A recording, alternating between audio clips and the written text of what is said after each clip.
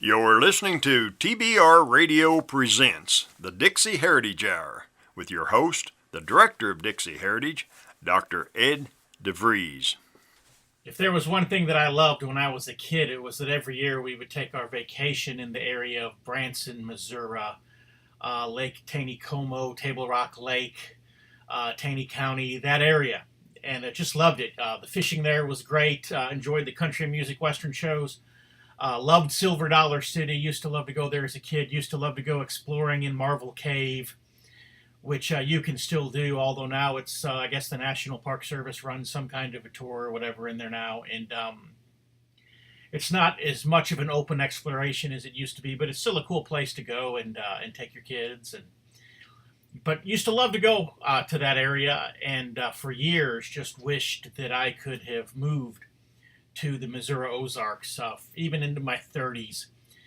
If you'd asked me, if I could live anywhere in the world I wanted to live, or anywhere in America that I wanted to live, where would I go? I would have said, without blinking, the Missouri Ozarks.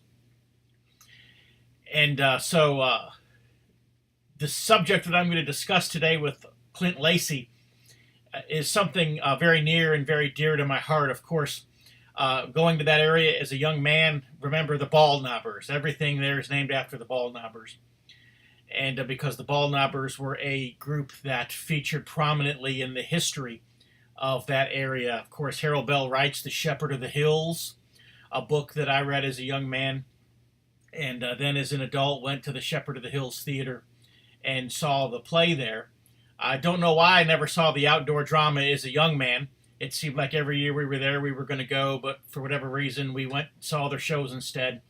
And so finally, one year as an adult, in fact, I think it was the first year that I went down there as an adult, went down there on my own, and not down there with the grandparents and with the family, and I was entirely able to determine my own agenda while I was there. One of the first things I did was go to the Shepherd of the Hills outdoor drama, which is fairly representative, fairly true to the book, The Shepherd of the Hills by Harold Bell Wright. But the Baldknobbers, of course, feature prominently in that drama. And so I've always been fascinated with the Baldknobbers, but I've got to admit, I really haven't known a lot about them. I thought I knew a little bit about them, but as I read Clint Lacy's article in the Barnes Review magazine here a couple months ago, I realized, man, I really don't know anything about the Baldknobbers. And so I really had to start doing some research and doing some digging and kind of doing some reinvestigation there. But if you remember our August 17th Dixie Heritage Hour, our guest was Clint Lacy, and at that time he talked about his book, Blood in the Ozarks. And so we're going to have Clint back today because there was so much more that I wanted to talk to Clint about. Wanted to talk to Clint about the Baldknobbers. And also wanted to talk to Clint about Jesse James, and we're not going to have time to get into the Jesse James subject in today's broadcast. So know that we'll be bringing Clint back yet again at some point in the future to talk about Jesse James. But today we're going to have Clint again as our guest. He's going to talk about the Baldknobbers. During the interview, he's going to refer to a previous mention of some things, and when he says a previous mention, and you're thinking, I don't remember him saying that earlier in this interview, he's referring back to the August 17th interview. So if you've not yet listened to that or seen that on YouTube, if you have any access at all to YouTube, go back, type in the Dixie Heritage Hour for August 17th, 2018, and watch that interview with Clint and I, and it'll kind of give you a foundation for today's broadcast. Or if you have any questions after today's broadcast, just go back there and watch that interview again. So anyways, without any more tongue-tied this morning, without any more hubbubaloo, here is our interview with Clint Lacy. You live in Missouri. You live in the foothills of the Ozarks. I guess it was 2 or 3 issues ago now in the Barnes Review you had written on the Baldknobbers. That's correct. And I've always had a fascination with the Baldknobbers. Of course, if you go to Branson, Table Rock Lake area, you go to that area, they name all kinds of things after the Baldknobbers. Baldknobbers Restaurant, Baldknobbers Country Jamboree Music Show, Baldknobbers Hotel, all kinds of stuff are named after the Baldknobbers. And so I was a kid, and we take our vacation to Branson every year, and everything was named after the Baldknobbers, and they had the cool masks and everything. So I was really into the Baldknobbers. The Baldknobbers, of course, appeared prominently in Harold Bellwright, Shepherd of the Hills, and so forth. But yet, when I read your article, and I thought I had a little bit of an understanding of who the Baldknobbers were, but I read your research on the Baldknobbers and realized that I really didn't understand who the Baldknobbers were. Well, it's a bit of a complicated story in itself. And so tell us a little bit about the Baldknobbers and how did you come to become interested in the Baldknobbers yourself? Let's start there. To answer that question, honestly, I don't know what inspired me to write that article. I've been to Branson a few times, but I guess like you, I'd always heard about them. I mean, they weren't on the eastern Ozarks like, where I'm at. They were on the western portion of the state. I guess it was just a desire to learn more about them, and what I found surprised even me. The original Baldknobbers, after the war, you have to understand one of the tactics that the Union did to Southern sympathizers would be they would either charge them back taxes and steal their land that way, or if somebody turned you in as a Southern sympathizer, you would have to go before the provost marshal and pay a bond to ensure your loyalty. If you didn't have the bond money, then you could put your property up as a bond. So naturally, they found ways to steal people's property in that manner. So the original Baldknobbers, all this property was lost. They were the Unionists who came in and bought it cheap. And the Southerners resented this, naturally. So the Baldknobbers were formed by Union veterans in Taney County, Missouri, to combat the Southerners. The Southerners formed the anti-Baldknobbers. The Baldknobbers, they were people you didn't really want to mess with. One of their tactics was, if they wanted you to leave the area, they left a bag of switches on your front porch. And if you woke up the next morning and there was a bag of switches on your front porch, it's time to go. Time to move. So nothing really happened to these guys because after the war, Confederates and Confederate sympathizers weren't allowed to hold office. So who did that leave to hold office? That was Unionists. So nobody ever convicted them because they weren't going to convict a fellow Unionist. So they just went about their rampage. And once you joined for life. You didn't get out unless you died. And part of the induction process was they took you out to what's known as a bald knob, which is a mountaintop with no trees on it. That's where they would have their meetings because they could see for a long distance.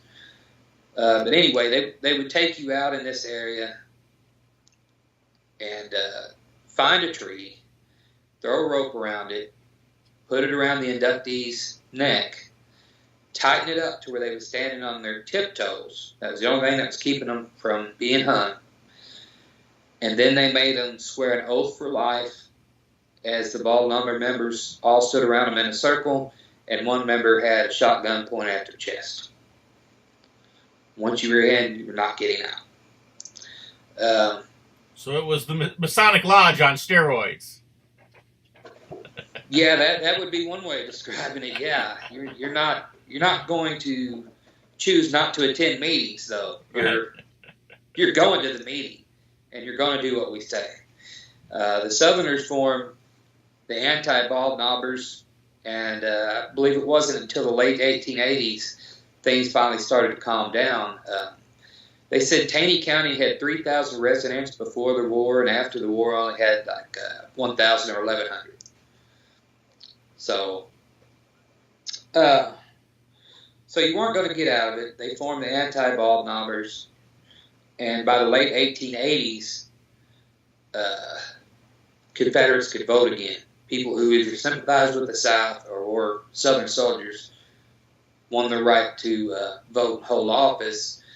So once they won their right to hold office and vote, they didn't really need to be the anti-Baldknobbers anymore. They could convict the ones that were. It's said that the Baldknobbers leader was a man named Nat Kinney. He was a former Yankee soldier. He weighed 300 pounds and was over 6 feet tall. I'm kind of glancing at the article over here on the side. And he finally met his demise. There was a Southerner who pretended to be his friend and caught him in a store one day and took a pistol off the shelf. Kenny pulled his gun. The Southerner was quicker. Shot Kenny in the wrist, broke his bone, which made him drop the gun. He shot him one more time. Kenny fell down. He shot him 3 more times after that. So that was that. And then there was another order of Baldknobbers in around Christian County, Missouri. They weren't necessarily Yankees. A lot of them were Southerners, and they got out of hand. And in one of their raids, they actually killed an innocent, and they were all prosecuted. I think 1 or 2 men were hung for that offense. But the original Baldknobbers were Yankees. Of course, you would think of a group like the Baldknobbers, and you would think that they would have been a vigilante justice group, but instead, basically what you've discovered is they were not. They were the criminal group. That's correct. Yeah, and a lot of people, you'll go on a tour or something, and they'll tell you they were a vigilante group that got out of hand. They'll tell you that on the tour, but it's not the case. Like you said, they were the actual perpetrators. Their masks. What was the significance of their masks? As far as I know, it's just to scare and intimidate, and a dual purpose: scare and intimidate, and protect their own identity. Right. And so, were there other vigilante groups that were operating in the area at the time, such as the Klan, or were they not basically able to get their foothold because of the Baldknobbers? The only group I know of during that period was the anti-Baldknobbers. Now, I've done a little bit of research on post-war stuff here in the southeast Missouri, Ozarks, and there were a lot of groups not unlike the Baldknobbers. And it was been said that, they had a stated mission, but the real reason was to just rob and loot whatever they could. Right. And a lot of times, militias were formed to eradicate them. I believe the guy's name was Alf Boland, and it was I believe it's Shannon County, Missouri, which is in the southeast Ozarks.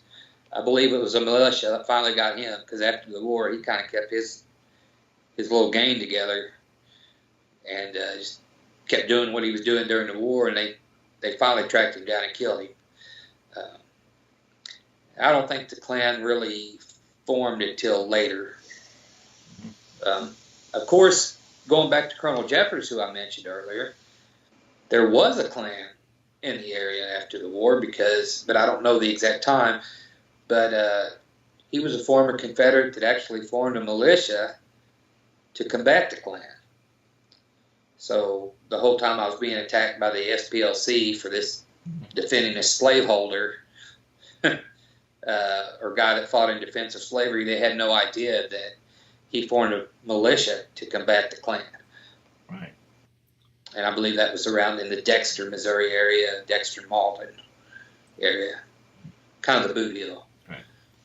And so the anti-Baldknobbers, yeah, did they have a costume of their own, or a mask, or a get-up, or did they just wear their regular clothes, or how did that work? To my knowledge, I don't think they had a mask or anything. They might have, but their mission was to just eradicate the Baldknobbers. Because I just wonder to what degree, not so much in the history, but in the legend, the activity of the Baldknobbers and the anti-Baldknobbers has melded together. It's very possible. The articles that I researched just barely touched on the anti-Baldknobbers, and I just now realized that the articles I read, at least, never really described whether they they wore masks or not. So I really don't know about that one. Okay. Perhaps they did or they didn't. Right. But if you think about it, they were already targets anyway. Mm-hmm. So, why hide your identity? Right. So you said that the Baldknobbers were a lot of former Yankee soldiers. Did they maintain a military-like structure in their organization and in their activities, or no? It was really just like guerrilla warfare, more or less. Their structure was kind of what you hinted at, more fraternal, but fraternal with consequences if you left or tried to expose other members.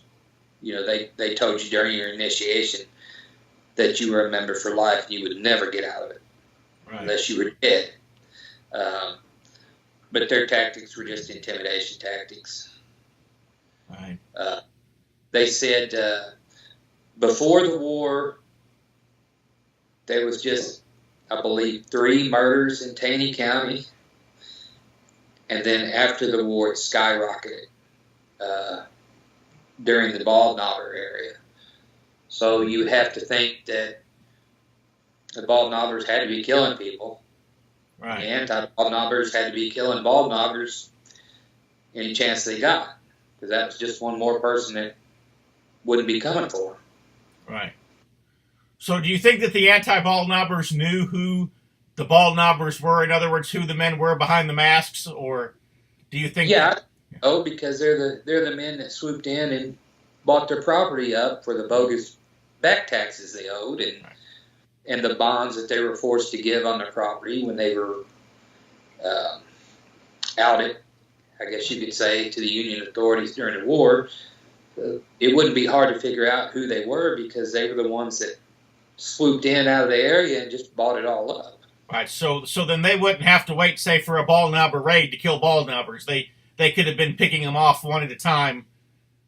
Yes, they could have. Yeah. That would, if I was an anti-Baldknobber, that's the tactic I would use.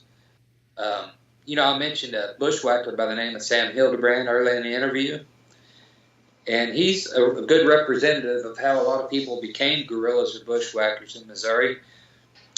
He was living in an area called Big River, north of Farmington, Missouri, Jefferson County. Jefferson or St. Francis, I don't remember. He didn't want any part of the war, but before the war, his cousin wanted to trade horses with him. But I said, okay. Well, they had what they called a vigilante committee. Now, this is pre-war, but not unlike the Baldknobbers. They just didn't wear masks. The vigilante committee tried to say he stole the horse. He said, no, I traded that horse with my cousin. I had no idea the history. Well, as soon as the war started up, the vigilante committee became federalized. They became a militia unit. So they came for him, and he had to flee. They ended up burning his mother's house, and I don't even think they left her a mattress. And he had another brother that was going to join the Union, I suspect just out of intimidation, because you had to, supposedly. And they murdered his brother. Once he moved from the Big River area to a place called Flatwoods in St. Francis County, they tracked him down there, attacked him in the middle of the night. He escaped up the back door with his gun and got to the woods, but he was shot either in the back or in the leg, and he laid in a ravine and covered himself up with leaves. And it wasn't long after that a Confederate guerrilla named Bolen, B-O-L-E-N, came by and recruited him for the Confederacy. So that's how Sam Hildebrand became a Confederate. It started off with the Vigilante Committee, who became federalized after the war. So a lot of these militias were no better than gangs.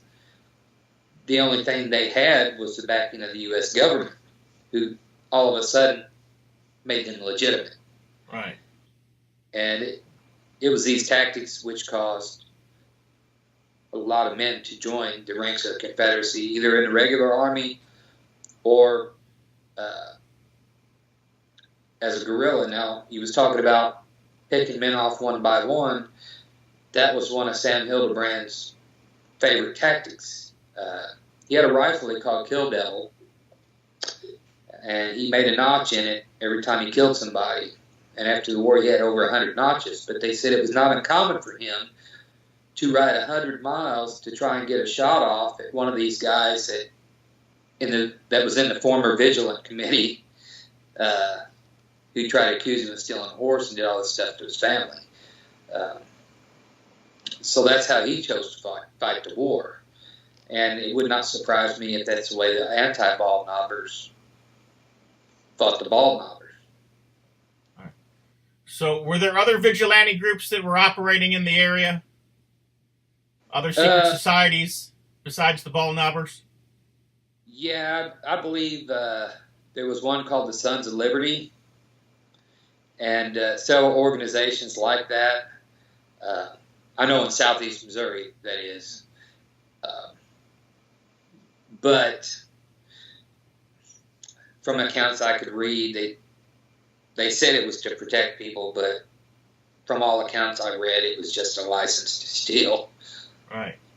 So, as far as in the Taney County area, I don't believe there was any other organizations. Well, I don't know that the Baldknobbers is a group that you could really. I don't know that Taney County was big enough for two such groups. Yeah, especially since the population went from 3,000 to 1,000. Mm-hmm. So somebody had to go. Right. So how do you think it is that the Baldknobbers came to be so, do I say idolized, heroized, romanticized in the Branson area, given the fact that they were just a bunch of wicked, murderous scoundrels? Legends, myths, an idea for a tourist. Mm-hmm. I really think that's how it started. So do you think that the people who are selling us this Disneyland version of the Baldknobbers, do you think that they know the truth? Or do you think that that the legend has been propagated for so long that it's replaced the truth? I think people from out of town, probably in that area, that just take the job or given a script. Mm-hmm. And the script says they started off with good intentions and got out of hand. It depends on which side you were on, whether they started off with good intentions, because if you're a Southerner and they bought your land for cheap over some bogus tax bill or some inaccurate accusation somebody leveled on you, then they weren't for good, that's for sure. You're looking at somebody that came in and took everything you worked for, your farm, your cattle, your property. I mean, but I think for people in the area who know the history, they know the difference. I actually have a friend that works in the Baldknobber show, and he knows the difference. Well, I can remember as a kid and even as an adult going to places like Silver Dollar City, going to one of the gift shops. And in fact, I still have a Confederate belt buckle that I bought in the gift shop at Silver Dollar City. Yep. And, of course, now if you go into the gift shop, you can no longer buy the Confederate belt buckle. It's been sanitized, but you can still buy the Baldknobbers mask. Yeah, isn't that a coincidence? Yeah. So does that mean that the Baldknobbers ultimately won? It took them 160 years, but... yeah, I guess you could say that. Or it's just part of the bigger agenda. Right. I remember as a kid you go to Six Flags in St. Louis, and parts of it were set up kind of like Silver Dollar City. You know, they had a section that was kind of rustic or whatever, and you could buy Confederate hats and flags and belt buckles there, but there's no way you will see that now. There's no way. And it's just part of the bigger agenda, and maybe I'm going past where this conversation needs to go, but the agenda to get rid of such symbols, you have to wonder why. Well, you have to realize they want a globalist society. And in a globalist society, there's no room for regional identities. There's certainly no room for identities and history of a people that fought the system, if you will. Right. So, yeah, I think they won. The Baldknobbers ultimately won. But probably with some help right. from the outside. Well, this goes back to a conversation that I had with John Friend actually in the Barnes Review back last year in the September-October issue. Remember, that was the Defending Dixie issue. Yep. And I remember telling John at that time, one of the reasons that you're seeing such a tremendous attack against the South and the Confederacy right now is because this is globalism's big push right now, if you will. Mm-hmm. And if you are going to establish a new world order, if you are going to establish a global order, it is a lot easier to absorb or to subjugate one president, one Congress, one Supreme Court than it is to do the same with 50 governors, 50 state legislatures, 50 state Supreme Courts. Right. And so states' rights is a concept that has to go. Yes. Because it's a lot easier if the United States is one government, if it's one entity, that can be absorbed into the larger whatever is coming. But Probably. If the United States is what our Constitution says it is, which is 50 sovereign, independent, cooperating but independent states, well, it's a lot harder to bring 50 governments into a global order than it is one. Well, we know that's not the case anymore. Mr. Lincoln took care of that problem. Right. So now, always said before the war, the states had more power than the federal government. And after the war, the states were subservient to the federal government. And the reason they can pass anything they want now is the states are so dependent on the federal money for highways, infrastructure, and things of that nature that say they want a federal law in which, say take the legal alcohol limit from 0.08 to 0.06. Well, if there's a governor who says, no, I don't agree with that, the first thing they're going to say is, well, I guess you don't get your highway money. So they cave, and governors now are really just nothing but administrators. And as far back, as recently as President George W. Bush, I don't know if you remember him saying, the Constitution is nothing more than a GD piece of paper. No, I don't remember that, but it doesn't surprise me that he would. And that's their whole attitude. So it's supposed to be enforced. We're supposed to be separate, but united, cooperating. But after the war, that's not the case, and it just gets worse and worse and worse and worse as it goes along. It got worse in, was it 1913 or 16 where they hatched a plan for the Federal Reserve on Jekyll Island. Right, 1913. Yeah, okay.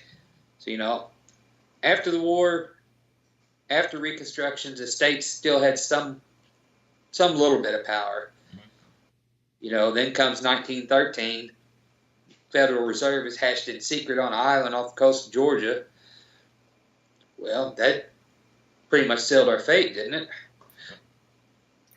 Because now you have the the Treasury printing money at the cost of pennies to produce this money, but the money is borrowed from a bank overseas, and now you're paying millions and trillions of dollars of interest on what cost you a few pennies. Right. And, it's funny because, of course, that interview will air probably before this one does. But it has not aired yet. Although part of that subject was covered in the interview that aired actually last Friday. But, of course, our recording of these interviews and when they air is varied. But the last interviews that I recorded were with a banker named Bob Oaf, and he talked a little bit about that as well. And it's amazing just how basically our own government has conspired to steal our nation's wealth. Oh, yeah. And give it to others, mainly to Europeans. And Chinese. Yeah. China. Yeah. Did you see my my article in the American Free Press that actually went in the mail today? No, I haven't. Okay, I hit Jair Bolsonaro. He is the basically the Brazilian Donald Trump, and he's running for president in Brazil right now. And he was at a press conference the other day, and that's what he said. He said, "Open your eyes, look around. China is buying Brazil." And, yeah, I'm sure they are. They've bought everything else. Yeah. So it's just. But yeah. Ed, my phone is about to go dead. Okay. Do you want me to charge it and call you back, or you want? We will go ahead then and take advantage of this technical difficulty to pause for a brief commercial message from our sponsor, the Barnes Review, and then we'll be back with our guest. If you love listening to the Dixie Heritage Hour, then I know that you'll love reading the Barnes Review. The Barnes Review is one of my favorite magazines. I began reading the Barnes Review long before they became a sponsor here on the program. In the Barnes Review, you will read vignettes of man, from the prehistoric to the very recent, from forgotten races and civilizations to first-person accounts of World War II and the late Cold War. There's just not a more interesting magazine published today, nor a more significant and important subject than real history. So if you'll visit www.barnesreview.org, that's www.barnesreview.org, you can find out how you too can become a subscriber to the Barnes Review. You can subscribe to receive the Barnes Review by mail, or you can subscribe to receive the Barnes Review electronically in PDF editions. Or you can subscribe to receive both. That's what I do. So visit www.barnesreview.org and subscribe to the Barnes Review. Talk about the New World Order a little bit, the global conspiracy. Do you believe that it was in play during the 1860s and that the war between the states and dividing America was part of that conspiracy even 160 years ago? I've heard different theories. I heard, you hear theories that the globalists were backing the South because they wanted the United States to break up, and then you hear that Lincoln was the one that tried to save the republic, if you will. I definitely do not believe the South were fighting for globalists. I think it's as simple as a story that was told in which a Yankee was talking to a captured Confederate and said, "Why are you fighting?" Because you're looking at his condition, And the Confederate looks at him and he says, "Because you're here." As far as globalism in the war, I just don't know. I do know that that Lincoln wanted the federal government. He wanted the states to be subservient. That's what he wanted. And we all know, well, maybe we don't all know, before the war, 80% of the nation's taxes were coming from import tariffs imposed on the South. That money was then going to the north to build railroads and canals. Many of these things never got finished. And I believe that was the main motivating factor for the war. The South had enough of it and wanted to secede. Lincoln was not going to give up that tax money. I think the issue of freeing the slaves didn't come about until at least 1863, when they could use it as a moral cause, to say their cause was just because they're fighting to free slaves, when in fact there's a lot of evidence that shows Lincoln himself was a racist. Right. Now, as far as globalists goes, perhaps not, but I think we could probably say that Lincoln's position he took on the Constitution and the states and the federal government very well paved the way for foreign intervention. Right. Well, I definitely believe that the reason that the Russians intervened on behalf of the North is because I believe that the Tsar saw that the bankers in Europe had their designs on this country. Mm-hmm. And I do not believe that the Tsar's... I believe the Tsar could have cared less about the Southern people one way or the other. In other words, I don't believe he was against the Southern people. I just believe he didn't have an opinion there because he was all the way in Russia. But what he could see was the European bankers getting their fingers into the cookie jar over here, so to speak. And he did not want to see that happen. And so I believe that his intervention on behalf of the North was not so much an anti-Southern or an anti-Confederate move as it was a message to the Rothschilds and the European bankers to stay on their side of the pond. It makes sense. Yeah, that he wasn't going to let them come over here and do to North America what they had done to Europe. Right. Well, and we all know what happened to the Tsar later on. Right. And of course, the Tsar. That was. In fact, I'm interviewing Raphael Johnson here tomorrow, and so that's exactly what we're going to be talking about. But he was kind enough to write the foreword for my book that's going to be out soon. It's entitled "A Beginner's Guide to False Flags." He wrote the foreword for me. Okay, he's a good guy. Yeah, who's going to publish that book? TBR. Okay, and so they'll be able to go to the Barnes Review website and they'll be able to get a copy of that. Yep. So, do you mind giving us a little bit of a preview of what's going to be in that book?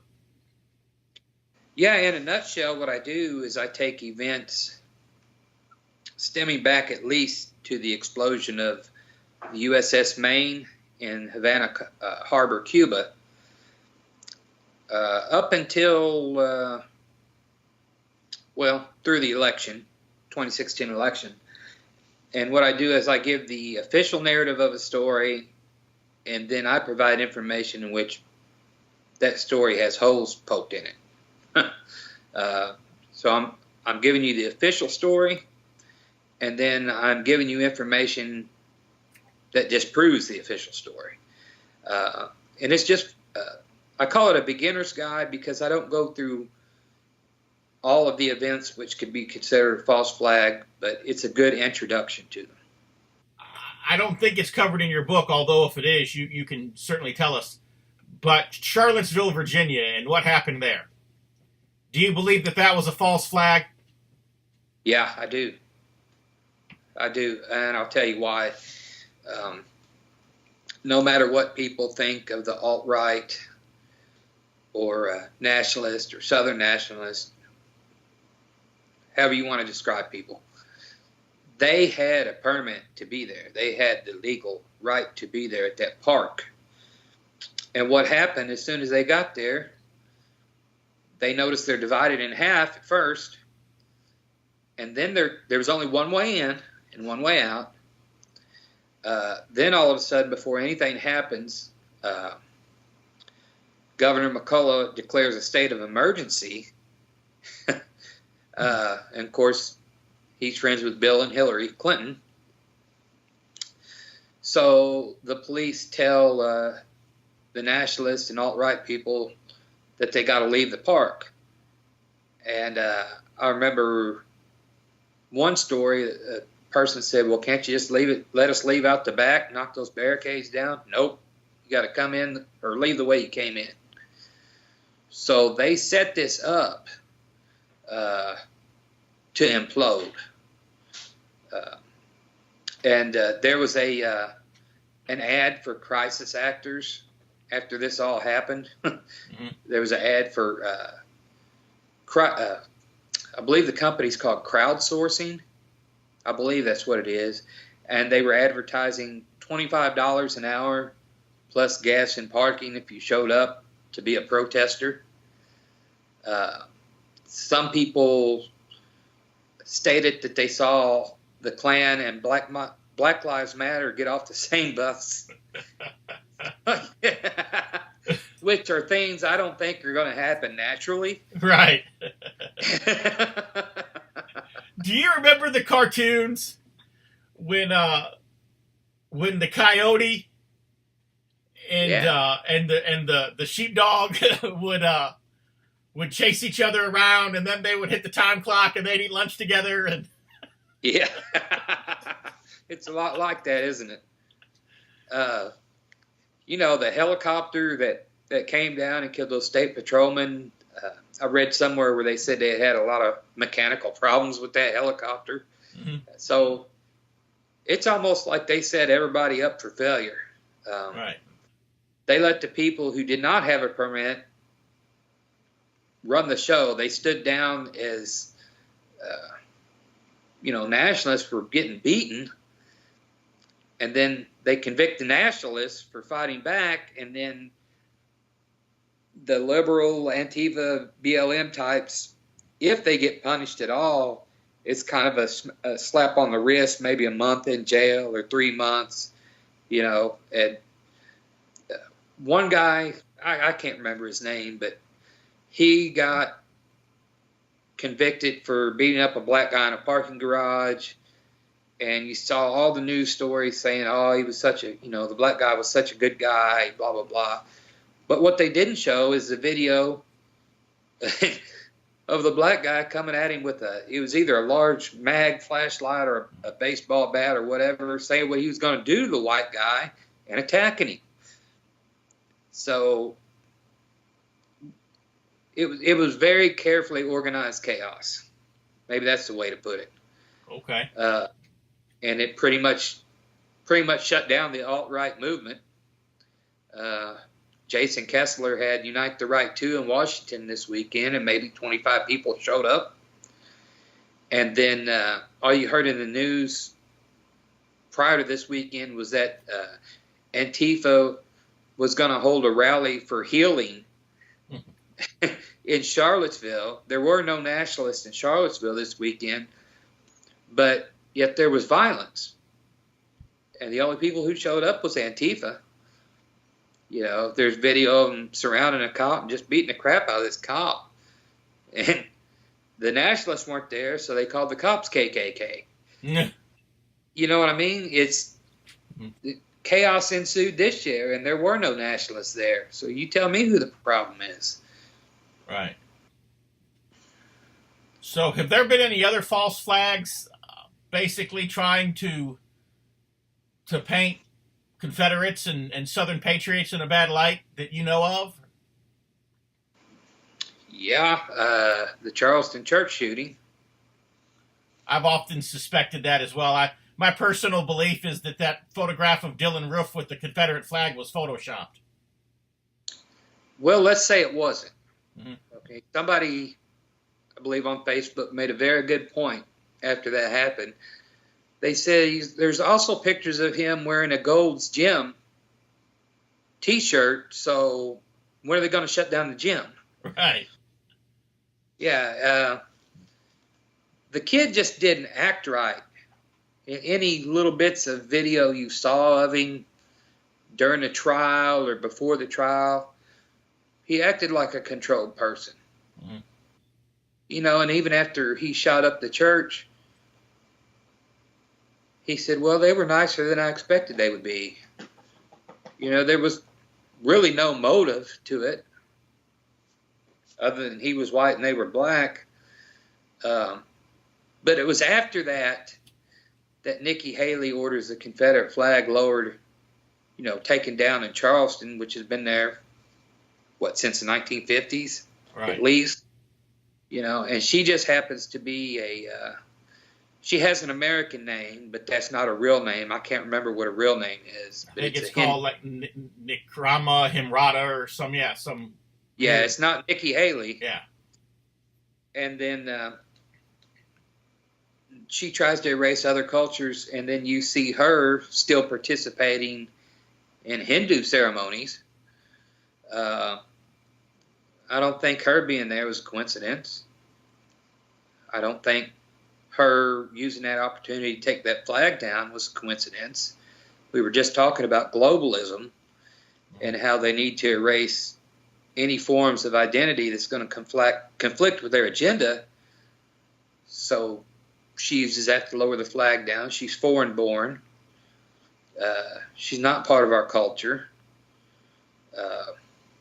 There's all kinds of rumors of her having affairs and stuff before she was elected.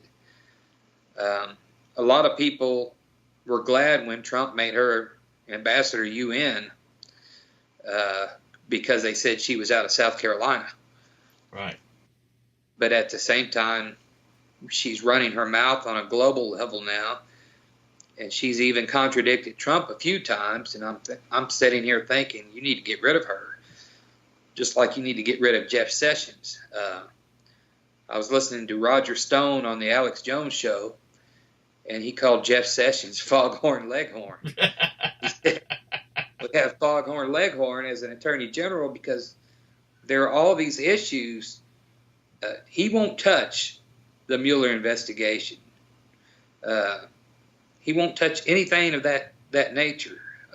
There's a lot of things he won't touch, but he's declaring war on marijuana. Right. When there's other things he could be doing, and really you can trace his recusal of himself from that investigation to the problems Trump is having now. I don't think he did it because it was the right thing to do. I think he recused himself because he's a coward. Right. And he's a Southerner geographically. He's from Alabama. But above all else, he's a politician. He don't want to make waves one way or the other. Right. He definitely doesn't want to do his job, does he? Yeah. I've wondered because Sessions was one of Trump's earliest supporters in the Senate in D.C. And I've wondered if he wasn't planted in the Trump campaign early on, just in case Trump were to be elected, and the Plan B would have to go into effect. And I do believe that the whole Russian collusion story is the Plan B. If in the unlikely event that Trump were to win the election, despite all of the efforts to rig it to the contrary. And so was Sessions put in the Trump campaign as a spoiler from the very beginning? And so now, we're he's basically doing the job that he was put in there to do all along. It certainly seems that way, doesn't it? Mm-hmm. Yeah. But, we can speculate about those things, I guess you'd say till the cows come home. Yeah. But I believe that Jeff Sessions at one time was a member of the Sons of Confederate Veterans. I wouldn't doubt it. I don't know if he is now or not. I wouldn't doubt it if he, let his membership lapse. Right. I know. I know that a lot of Southern politicians, for example, I can remember when Trent Lott was in the Sons of Confederate Veterans. Mm-hmm. And he may still be. Of course, Trent is not politically active right now, and so he wouldn't face the same repercussions for being in the SCV that more active politicians would. But I know he's not really active in the SCV, but his membership may still be in place I don't know. But I can remember, and this was back probably 15 years ago, I can remember Wilson. I cannot remember Commander Wilson's first name now. Ron. Ron Wilson, yes. Ron Yeah. Wilson was Commander-in-Chief of the Sons of Confederate Veterans. And I was at Elm Springs, Tennessee, and the conversation was between myself, Ron Wilson, and John Weaver, who at the time was the chaplain-chief. Yep. And Ron Wilson was asking Chaplain Weaver and I's opinion of the fact that Bill Clinton wanted to join the Sons of Confederate Veterans and wanted to do a recruiting video for the SCV. And I remember Ron telling us, he said, I know that Bill has to have a political angle on this. Of course, George W. had just become president, and so Clinton was no longer the president. He said, but still, he said, Clinton has to have some political angle on this. Well, I don't know what it is, but do we play along with this and try to get some traction, or do you think that putting a Bill Clinton recruiting video out would have the opposite effect and people wouldn't join? Yeah, I would say opposite effect. Yeah, and so we never did do the Bill Clinton recruiting video, and I don't know if Clinton ever joined or not. I'm sure if he sought to join, he would have been allowed, but we never did the recruiting video. My guess is, we're just speculating here, Hillary probably had been planning to run for president ever since Bill was impeached. Mm-hmm. And it was probably a method he was thinking of, either to recruit people to her side, or some way to siphon money out of it. Right. Well, I know this, looking back at everything, I really wish we would have made that recruiting video. So that if nothing else, during the last election cycle, when the Confederate flag was such a hot button issue, we could have pulled that video out and, dusted the mothballs off of it and stuck it in the VCR, if you will, and said, okay, here's Bill Clinton. Yep.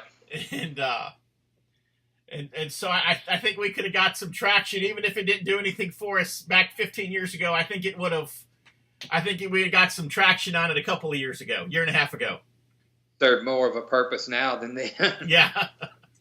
Yeah, I understand. If you're like me, and I'll bet you are because you're listening to the Dixie Heritage Hour, you like to be on the cutting edge of honest news and accurate information.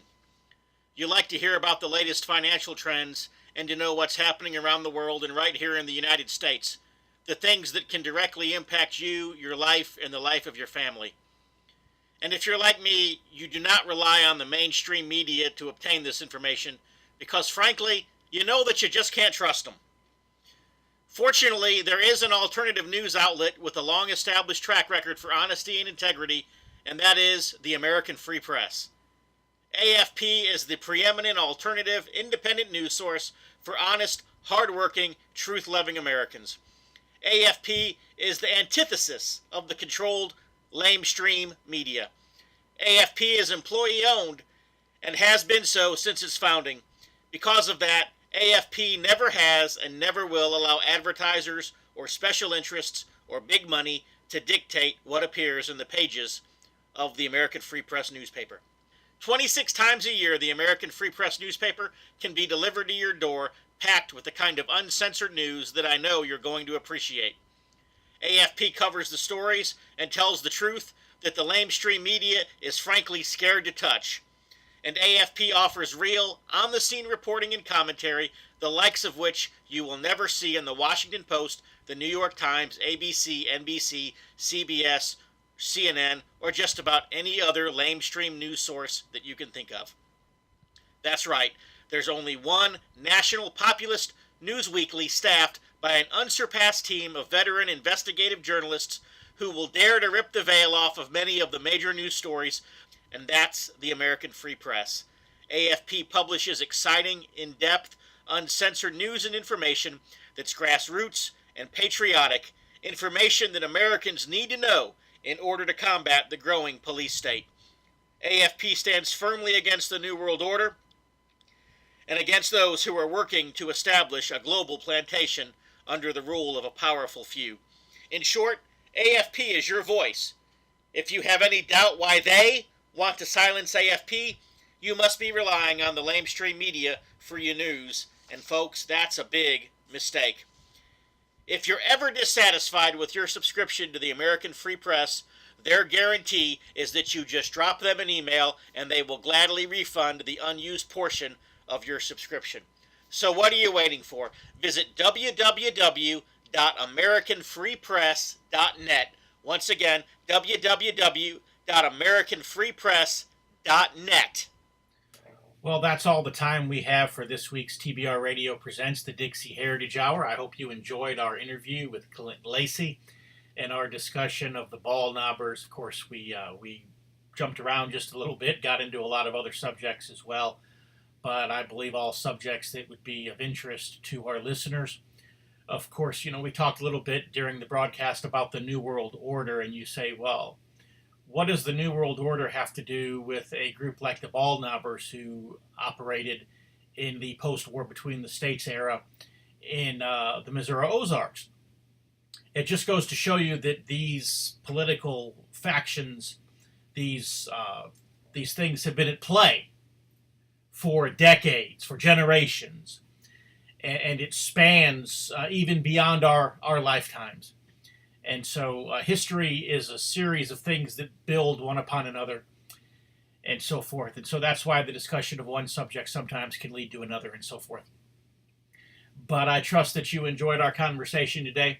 What I'd like to ask you to do is to go to the Barnes Review website. I was going to give you the back issues of the Barnes Review to go look at for Clint's article on the Baldknobbers.